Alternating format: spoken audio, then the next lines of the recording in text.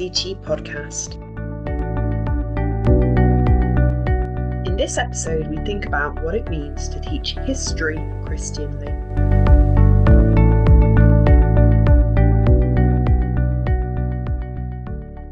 Welcome to this episode of Teaching Christianly. Today, we are focused on one of my favourite academic subjects, history. In our history classrooms today, we face unique challenges. In education, there exists a multitude of histories waiting to be explored and understood, ranging from the diverse histories of various countries and cultures to the myriad narratives of distinct political movements. According to the government, a high-quality history education in England will help pupils gain a coherent knowledge and understanding of Britain's past and that of the wider world, and it should inspire pupils' curiosity to know more about the past. The landscape of historical interpretation is ever evolving, and differing perspectives often compete to dominate the narrative. So how do we as Christian teachers navigate this complex terrain while remaining true to a biblical understanding and explanation of the world? So I am joined by two current history teachers, Andrew, who lives in the north of England, and Howard, who lives in the Greater London area, who work in slightly different contexts, but I'm sure bring a wealth of expertise and insight to this topic. So Andrew and Howard, I'm going to ask you to briefly give us a lowdown, first of all, on your teaching backgrounds, what kind of school you work in. Do you have any particular historical interests or niche that might catch our listeners' attention? Andrew, I'll go to you first. Right. Well, my name's Andrew Thorpe. I teach in an academy just outside Doncaster. I've taught there for a number of years, but my experience includes working in independent boarding and day schools, and in what was then a grant-maintained school, which shows my age, down south for some time. My particular interests, I like the European and English Reformation, particularly looking at Thomas Cranmer. Okay, excellent. Bit of church history. Okay, Howard, how about you? Yeah, I started off my career working in prep schools. So I was in a prep school in London and then one in Surrey. Then I had the opportunity to go to India.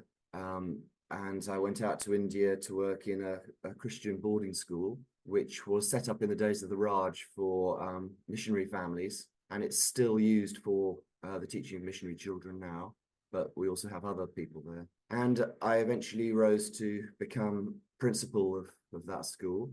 And I was there for 10 years.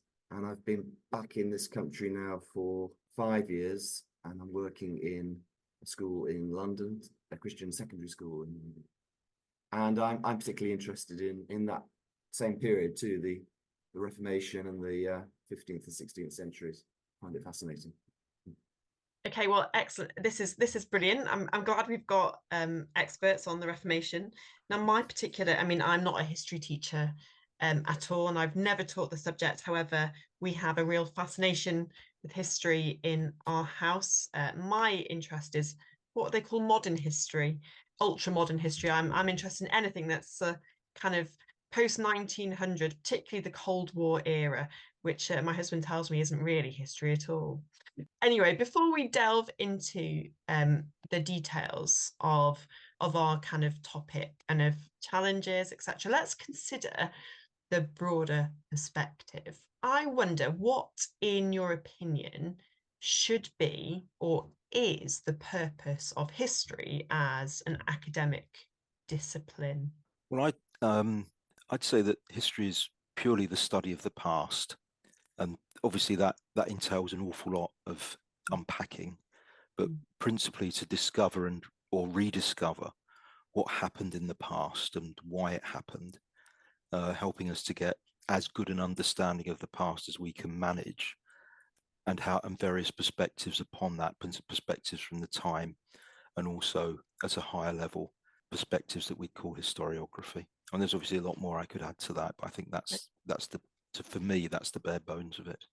I think it's a shame that so much of the history teaching in schools is geared around exams, because history for me and for most of the children I teach, it's just fascinating. And we have a natural desire to learn about where we came from and what our ancestors, how our ancestors lived and what the world was like in the past. And that should be what history is all about, trying to open up the past and trying to make it more understandable, more accessible. I feel that society that doesn't understand its history is like a person with no memory. You just don't know where you're going next. You can't understand your present society because you don't understand the past. So that's interesting. So you would say then that history, the academic discipline of history is not an end in itself, but it is a means to a greater purpose, that perhaps we understand something more about humanity. I don't know, about the nature. The world, society, human nature, so much. Okay, and would you say then, because I hear a lot about the idea of studying history through different lenses, and we'll come on to that in a bit more detail, but do you think it is possible to approach the study of history with complete neutrality? Should we be neutral as historians or as those that want to study history or do study history? Or is it enough to have an awareness of potential bias when we look at the past? And I'm thinking not even yet in a classroom context, just I don't know, I read a book on the Cold War. Should I be coming at that, or if I was writing a book on the Cold War, should it be a neutral approach? Well, I think neutrality is a myth, frankly. And usually those who are saying that they're neutral are the ones who are least neutral. I think there's a difference between neutrality and even-handedness. As historians, we have to be as even-handed as we can be in our selection of materials. Whether it's a book on the Cold War, we should know a little bit about the author. If you're reading a book, say, by Richard Pipes on the Cold War, you can know which way he's coming from. But we have to examine the past as far as we can without prejudice, so that we don't bear false witness against the past. I think we have to accept that historians do get things wrong, but we have to also remember that error is one thing, deceit and cover-up is another. We can't be other than who we are in our particular era, but neither should we try to be something that we're not. So there are, for instance, if you look at the evacuation from Dunkirk in 1940, you look at virtually any modern textbook excludes the National Day of Prayer, which the King called for. You won't find it in the textbooks; they're not there. But the churches were full.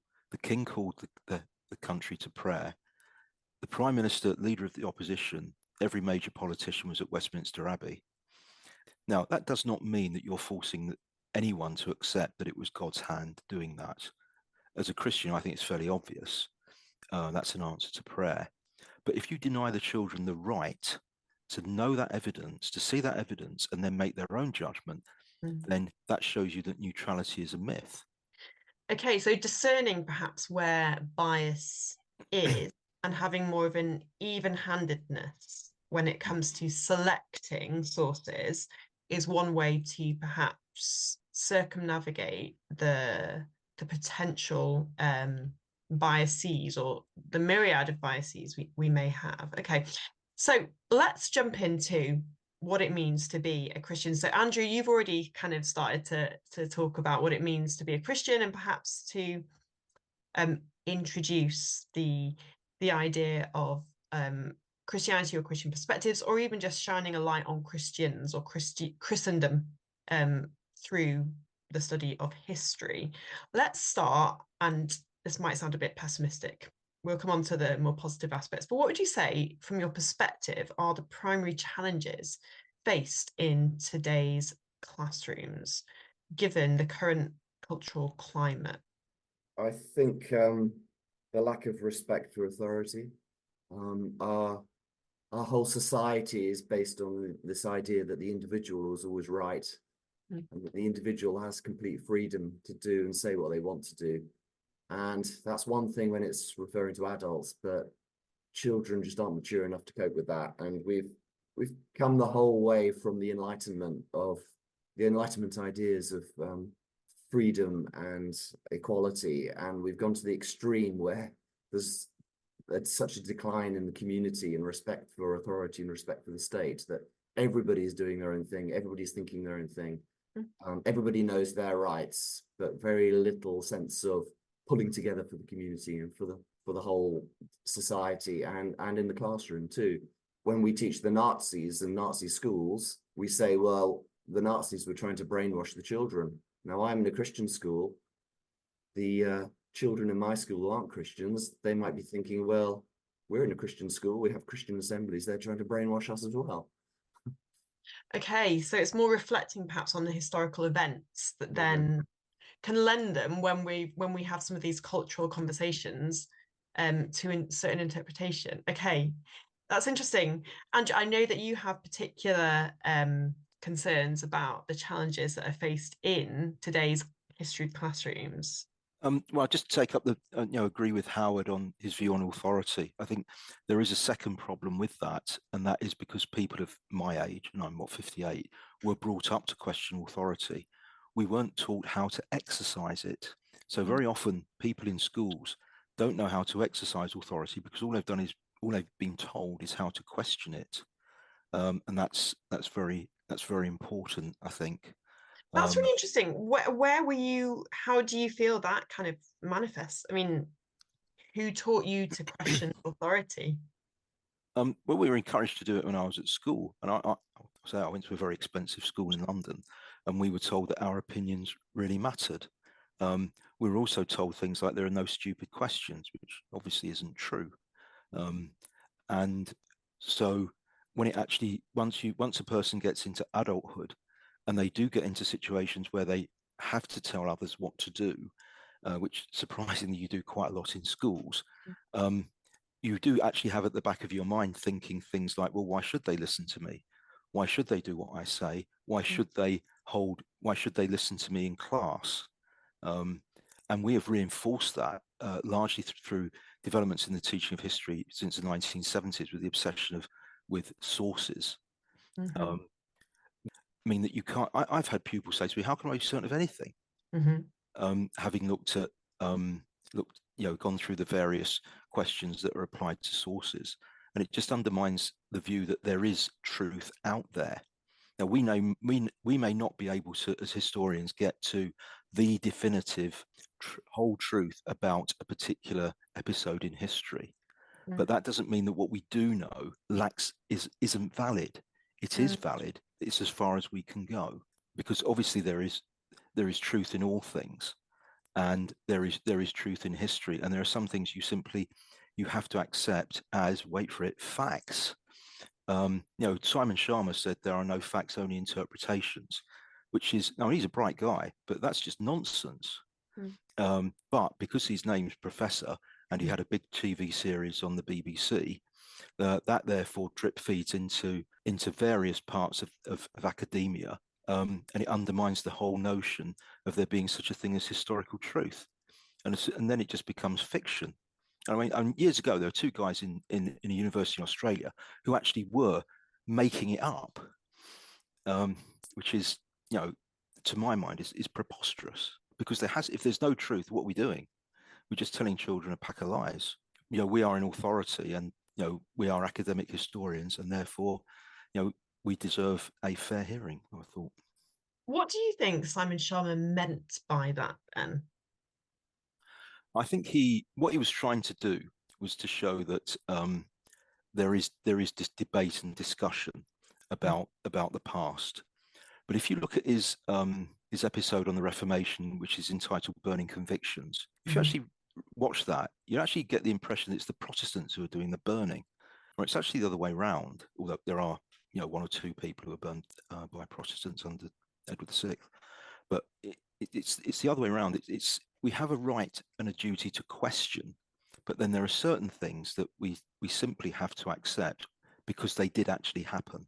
And I would imagine, I mean, again, I'm a complete layperson, but with, an interest in certain periods of history, I would imagine that most historians, most history teachers, whatever their kind of ideological perspective, would agree that, the extermination of the Jews during the Holocaust, that was a you know, a piece of history that cannot be denied, or that, you know, these characters, these people existed, these events happened.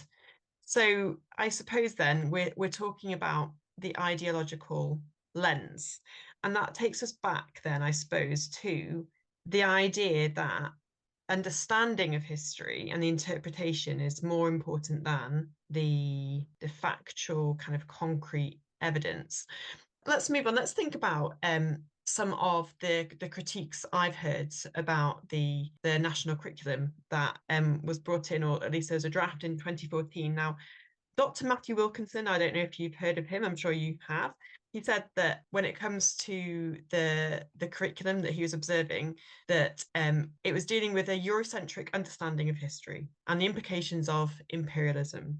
He said that reading it, one would have thought that the history of the world was almost entirely enacted by white English Protestants. I don't think he's read the national curriculum very closely because there's so much world history and other cultures, and it's been like that since the national curriculum first came in the 90s. Especially if you look at the primary curriculum, you have to do a non-European civilization. You have to do most schools do the ancient Egyptians, but you could do the Mayans or the Aztecs. Yeah. It's interesting you say that because my son is actually currently studying the Mayans. Yeah, and also you look at the slave trade. I mean, even when I was at school in the 70s, we did the slave trade and we did the anti-slavery movement. And you often hear nowadays that, oh, Black history is never mentioned, but it's been there for ages. It's in all the textbooks. People choose not to mention it. But also, I think it should be, first of all, British centric, then European centric, then world centric, because we live in Britain. So we need to have an understanding of our country. But we also need an understanding of European history and we need an understanding of world history. So I think all three need to be taught and emphasized. But firstly, British. That doesn't mean to say it's Protestant by any means. Well, I think the current cultural backdrop that we're in, cultural time that we're in, is that there are certain people who do have an agenda about this. So, I mean, for instance, I've never taught South American history.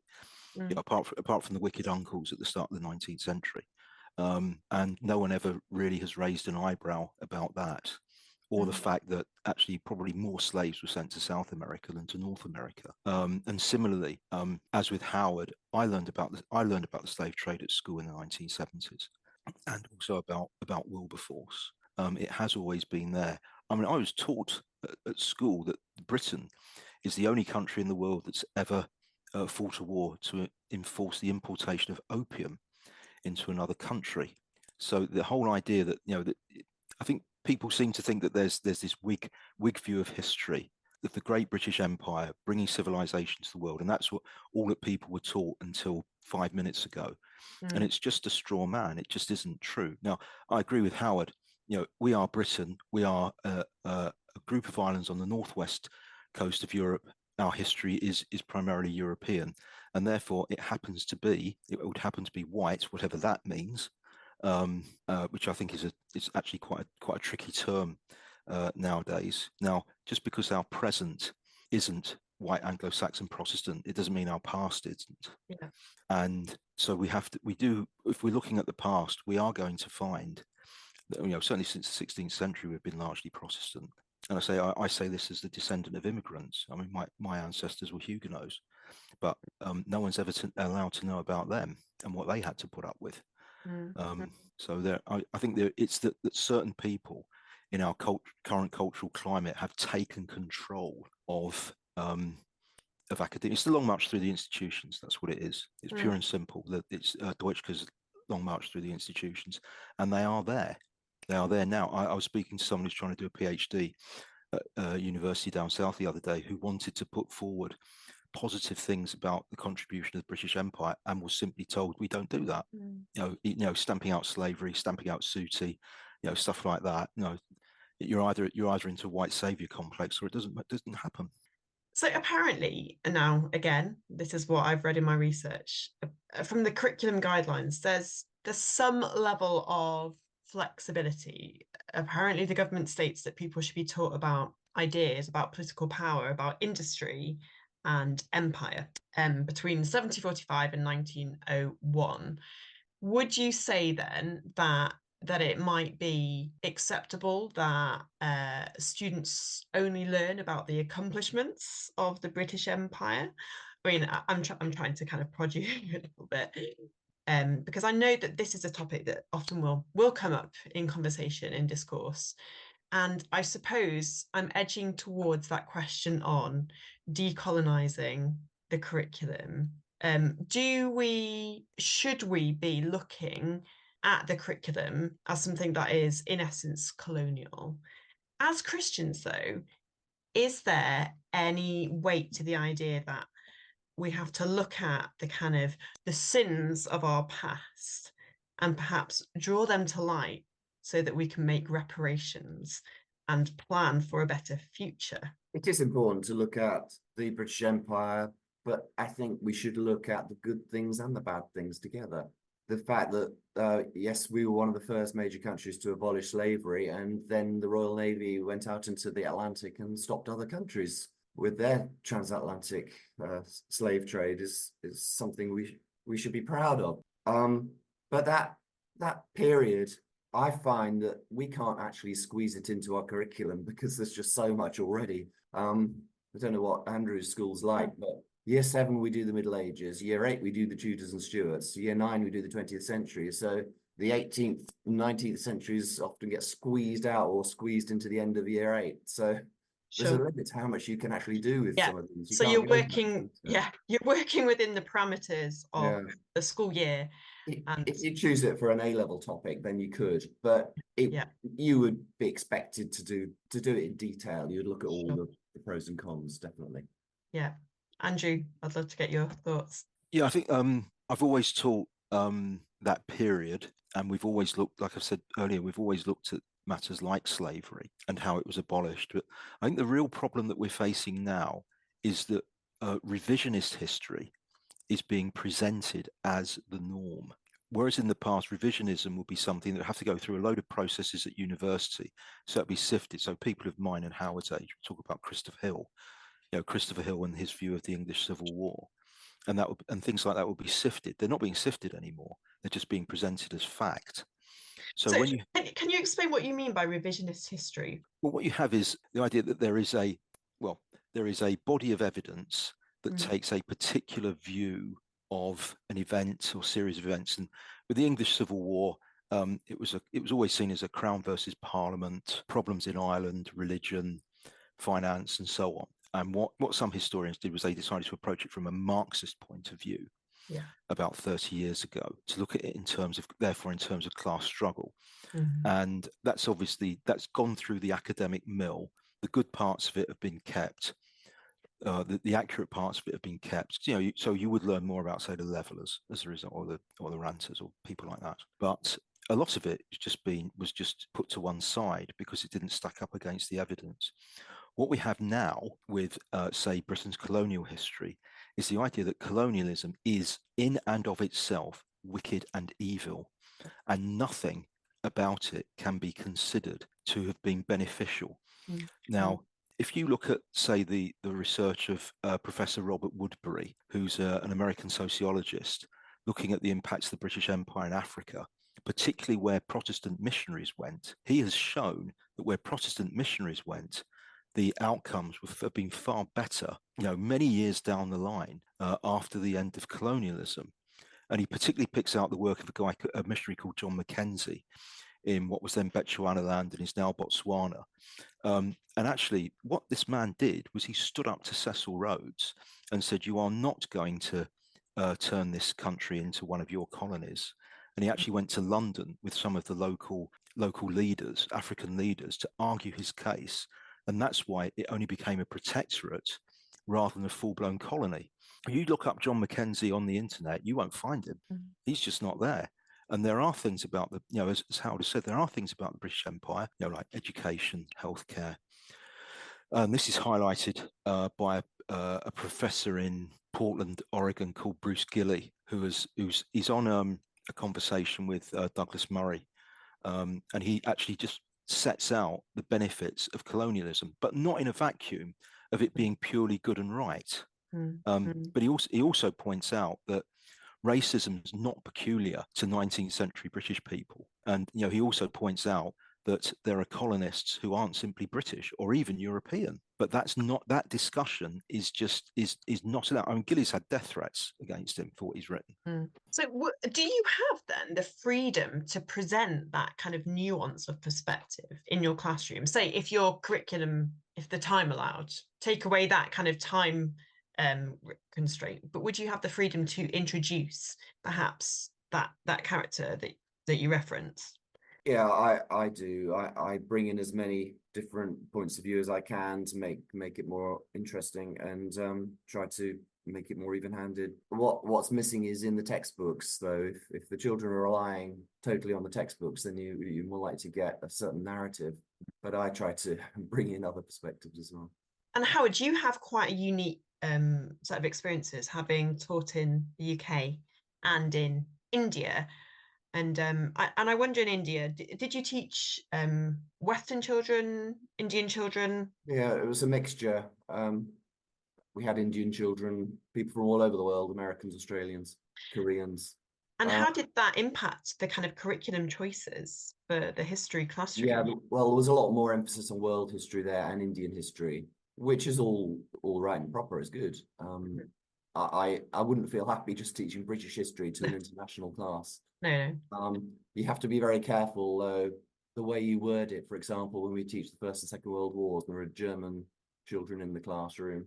Would you say then, because obviously we know that going back to the idea of the British Empire, India, would there be sort of sensitivities there? Or do you feel that this is something, a conversation that we're having more in kind of the recent past? Some of it didn't seem particularly relevant. So, for example, I'd be teaching the Industrial Revolution in A-level, and the Industrial Revolution is all based in Britain. Yeah. So for Indian and Korean kids, it doesn't seem very relevant to their general understanding of the world, learning about the spinning jenny and things like that. As for the colonial things, the textbooks were pretty good, actually. We had a pretty good year 8 textbook, which actually did talk about the good side of the British Empire, but also some of the terrible things that happened. Some of the textbooks are fine. They are quite balanced. Perhaps older ones are more so than the new ones. Now, let me ask you, let's try and get to the heart of the matter. So you are both Christians, you are both passionate about your subject.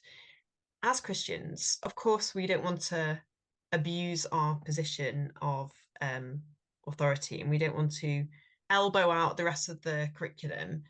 But is it possible to not just have a kind of a nuanced and balanced view? Is it possible to bring the Christian worldview and some kind of gospel perspective on the curriculum? Howard, I'm thinking particularly in your school, are you afforded the freedom to approach history from the perspective of learning God's history? Because ultimately that's what we believe, isn't it? That what we're learning is basically about the way that humanity has interacted with its environment, with one another, and actually what that reveals about the state of humanity. Well, I can speak about it, yes, but the priority is the curriculum, Sure. especially in the exam years. You've got to plow through the curriculum and get it all taught. Yeah. You can do it more in the younger years, especially when we're doing the 16th and 17th centuries, when there's a lot more discussion on religion. But, some of our children are from non-Christian backgrounds, some of them are Catholic backgrounds. I can't be too one-sided and push the Protestant view all the time. So I've got to be very careful about it. Even though it's a Christian school, I still try to be as objective as I can be. But we certainly get a lot more Christian input in the assemblies and just the general ethos of the school. It's very obvious, rather than in the actual lessons where we're all more focused on the curriculum. Sure. Andrew, what would you say to that? Well, I think we have a responsibility to the truth, and historical truth is, most of the Bible's history, and therefore there is a there's not quite a blueprint, but there's a roadmap as to how the importance of history and how we deal with it. And I think this is one of the things that Christians generally have to get their heads around, is that we are called to be witnesses. We're not called necessarily to be evangelists. Yeah. Although obviously we want people to be converted. That's what we want. But we don't do that by manipulating people, because we don't have to do the Holy Spirit's work. Our responsibility is to present the truth in the historical setting as best we can, and where appropriate, bring in yardsticks and ask questions. So when I teach the Norman Conquest, at the end of it, I say, well, what do you think of William the Conqueror? What sort of king was he? So how would you judge a king? And so what I do then is I get Deuteronomy 17 out. I give every child a copy of it. They then look at it and I say, what are the marks of good kingship according to the book of Deuteronomy? And then I say to them, well, which king would you rather live under? The one in Deuteronomy 17 or William the Conqueror? Because I think that's a legitimate question, because we measure the past by a standard. As Christians, what is our standard? The standard is the scriptures. And so I don't have any other people have taken that lesson up who aren't Christians. Yeah. You can bring Christian perspectives and Christian yardstick judgments to so much of what goes. So why did Wilberforce do what he did? Well, let's get the documents out. And you say, oh, look, he not only wanted to abolish slavery, he wanted to reform public morals. What does that mean? Is that a good thing or a bad thing? And then you look at what public morals were like in his day: drunkenness, serial adultery, women being, gin lane, all the things you see and stuff like that. So, well, what would you prefer? It's just a fairly obvious set of questions. You teach the history and so what do you think of it? Not many people until Wilberforce came along actually thought slavery was wrong. And there are instances of African Americans who were freed taking on slaves themselves, sometimes in order to free family members, but also sometimes to work them as slaves. Broadly speaking, the people who objected to slavery were slaves. Wilberforce came along, and the reason he opposed slavery was because of his Christianity. And he was prepared to work very long and very hard to achieve that, even when the cultural norms and all of the cultural commentators and most political figures thought that what he was saying was terribly wrong. And it's his tenacity, which was driven by his Christian faith, which also is about him wanting to reform public morals. And you could say the same about Florence Nightingale. That she went to the Crimea because she believed that's what God's purpose was for her. And you can say the same about Elizabeth Fry reforming prisons. The list in the 19th century is quite long, and the people who actually are doing things which aren't quite so pleasant in the 19th century would tend to be people who held a different worldview. Sure. But at the same time, we can't duck the past. You look at the history of the church in Nazi Germany, and we have to take a very deep sigh and just think this is not right what was going on. Yeah. And we have to be prepared to go through that, to comb through it and critique. I mean, would you say that it's possible to kind of separate the positive contributions of Christendom and imperialism through history? Well, you need to balance both. I think it's important to try to put the benefits out and the bad side too. But I mean, children aren't stupid. If you go in and always talk about Christianity and all the good things about Christianity, they're going to cotton on very quickly. Yeah. I mean, you try teaching the Crusades as a positive Christian mission. I mean, that is a good one when you are teaching it about how Christianity can go terribly wrong at times. And I wonder whether that kind of, if that in perhaps some of those more informal conversations opens up the kind of themes of obedience to God's word, about the kind of inherent sinfulness of humanity. And I guess in Christian schools, if there is perhaps some more informal opportunity to talk about that, I guess as well. And this is another thing we touched on earlier. We talked about the kind of the evolving ideological influence on kind of interpretation of history, and how there's a kind of an element of critical theory that runs through, or cultural Marxism that runs through our lens of it. Do you think there's also a question of chronological snobbery, where we believe that at the present moment we're in this pinnacle of history? And how do you think that affects our judgment of historical events? Well, I think largely, I think, as I said earlier, this long march through the institutions has taken place, and many people in positions of authority and teaching positions at university do hold to critical theory, the idea that the world is basically divided into the oppressed and the oppressors, and that's got considerable traction. And I think that we as Christians can honestly say that there are oppressors and oppressed, but that we are all sinful.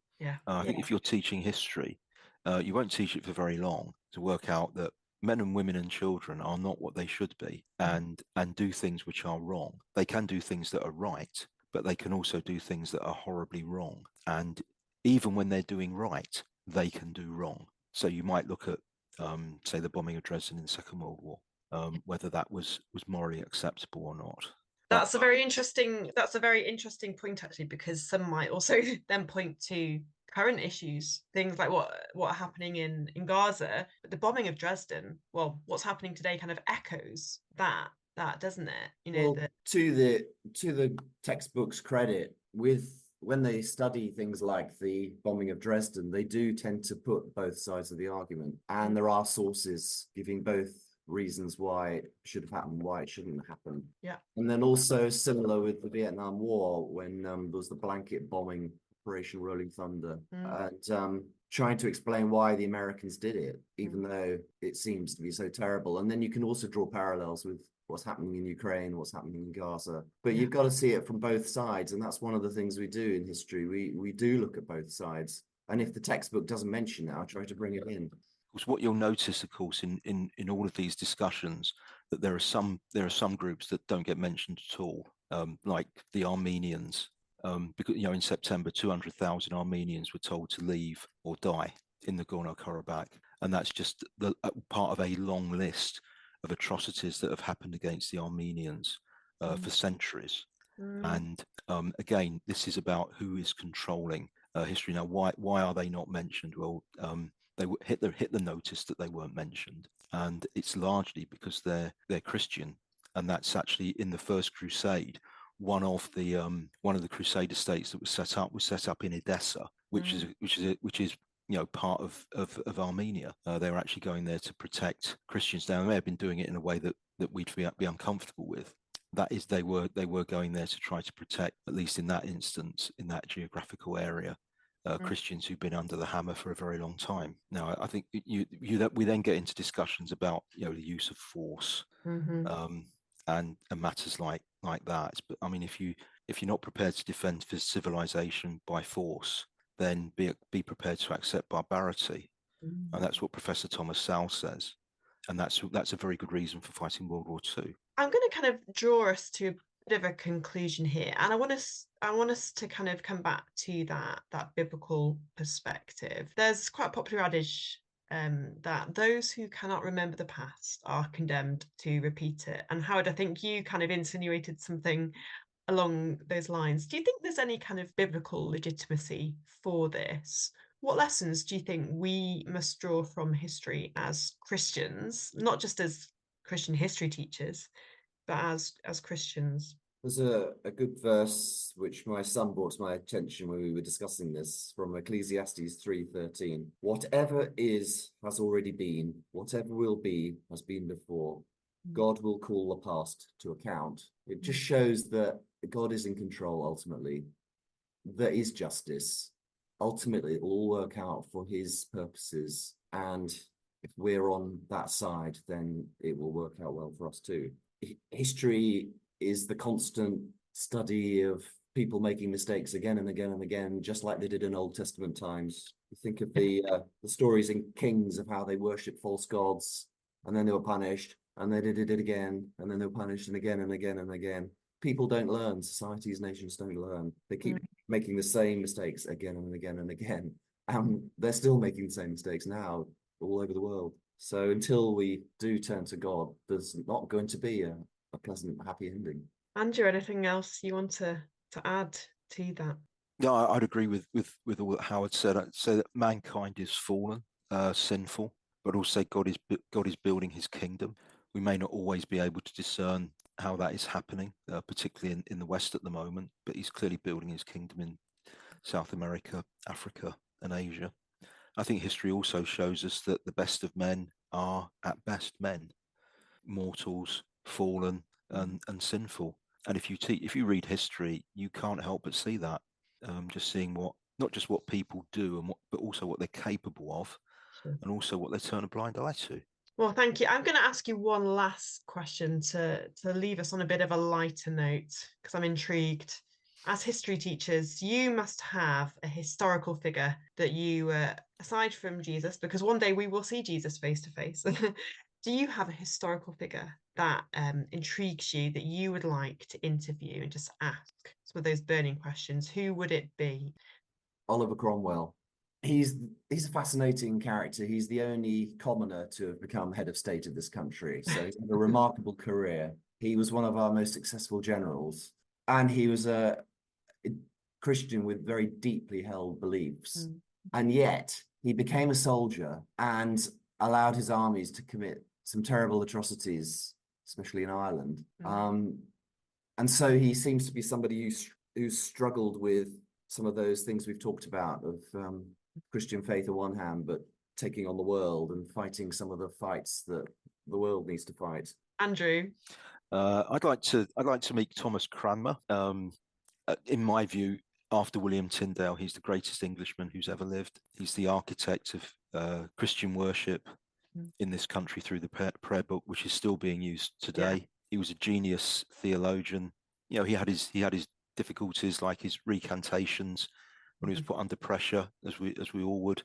But his death, is absolutely heroic death for the Lord. And how he managed to stay alive during the years of Henry VIII, I do not know, and I'd rather like to find out. Well, we will leave it on that mysterious note. Well, I'm just going to say a massive thank you to Andrew and to Howard. It's been great. It's been absolutely fantastic to get that particular perspective of a Christian history teacher. And we will be praying that you manage to bring salt and light into your classrooms as you teach the curriculum in your school. Thank you.